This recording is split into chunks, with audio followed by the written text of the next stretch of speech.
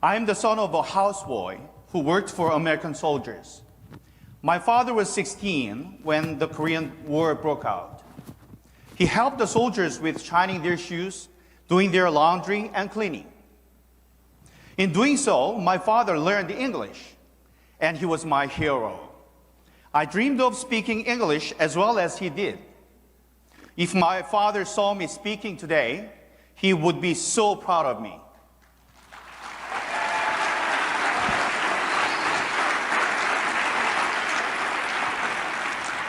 We all know of the American dream. In Korea, we also have the Korean dream.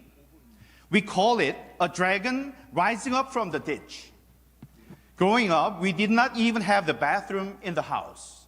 Despite such difficult circumstances, I worked extremely hard and became a dragon out of the ditch.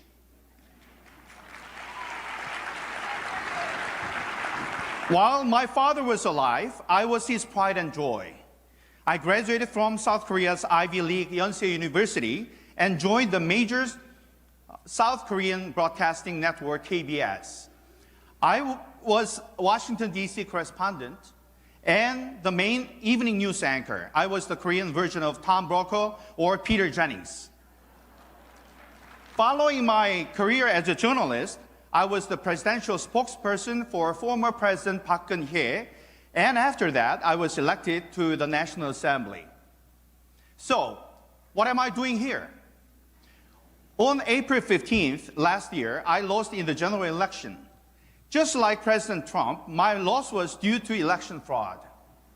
I have since been fighting diligently against election fraud in South Korea. However,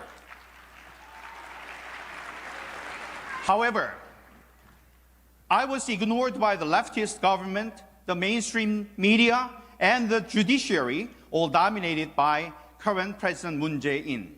So last September, I came to DC and I engaged the American media, government, and the international community regarding the truth of election fraud. I even held a one-man protest in front of the White House, the Capitol, and at the United Nations headquarters to expose what happened in Korea. I warned, be aware or be next. I predicted that the November 3rd US presidential election would have strange statistics and that Communist China would be involved in the election fraud. These predictions all came true. How could I do that? Because similar things happened in South Korea and to my own self in my district of Incheon. It was planned by leftists. Electronic voting machines were manipulated. CCP intervened. And early voting and mail-in ballots were manipulated as well. There's overwhelming evidence of election fraud, but let me share with you one thing from my district. There were 3 candidates in my district, including myself, and the ratio of ballot cast for in-district and out-of-district early voting for all 3 candidates were the same, 0.39. What are the odds? A famous South Korean statistician said that this is like throwing 1,000 coins in the air and all of them landing on the same side. Another eminent professor said that it was either God's work or it was fraud. Election fraud is the biggest threat to democracy. Many South Koreans were shocked that it had happened in the US, and we hoped that justice would be served for President Trump and the truth will prevail. However, it did not happen.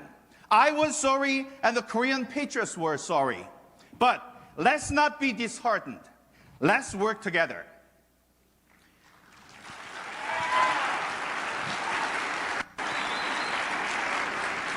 During the Korean War, General Douglas MacArthur saved South Korea with Operation Chromite or the Incheon Landing. Democracy was saved and I'm grateful.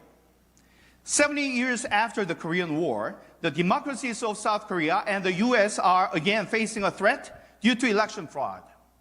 In order to solve this problem, an active collaboration between conservatives in the 2 nations is very much needed. Operation Chromite's odds of success were 5,000 to 1 against. Our efforts to expose election fraud and to defend democracy might be more difficult, but we cannot stop now.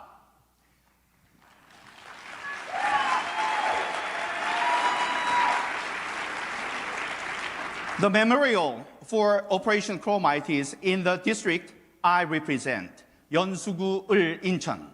I don't think this is a coincidence. The seeds of freedom planted by General MacArthur 70 years ago in Incheon grew in my father's heart and mind, and that made me fight for freedom. The son of a humble American soldier's houseboy now shouts, "Let's go together in this fight to preserve freedom and democracy." Thank you very much. Thank you.